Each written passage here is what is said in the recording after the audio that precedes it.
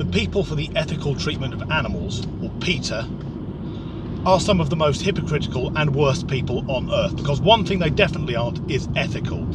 They claim to care for animals, but if that animal happens to be a domestic pet, they'll go out of their way to kill it.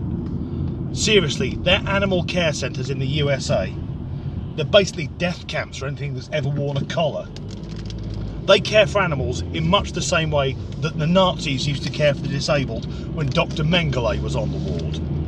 But I mentioned PETA because one of their old misinformation campaigns is doing the rounds on social media again, in which they claim that cow's milk causes autism, which it doesn't.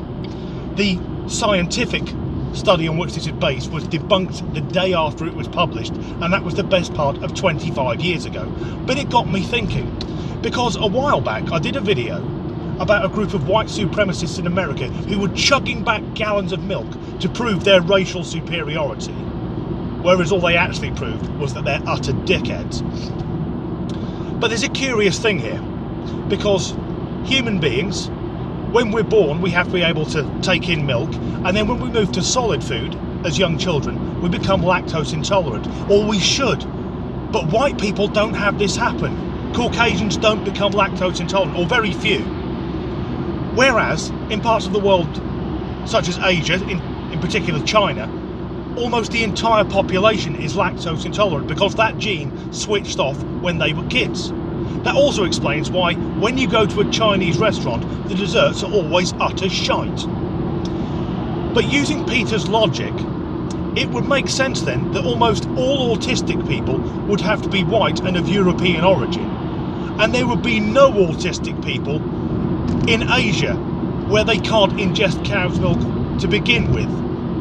So I did some research, and it's shocking when you take the percentage of children from Europe, or white Europeans, who are diagnosed with autism and compare it to the number of Chinese children who are diagnosed with autism. It's exactly the fucking same! Milk has got nothing to do with it! And I debunked that theory in less than 10 minutes whilst robbing someone's Wi-Fi.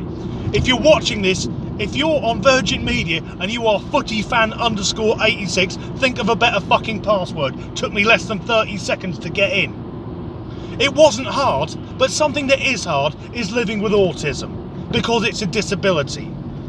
Whereas spreading misinformation to further your own ends in a way which is bullying and aggressive and downright fucking disrespectful makes you an utter twat. PETA, you are all the worst people on the face of the fucking earth. If you want to wipe out cruelty to animals, start by topping yourselves.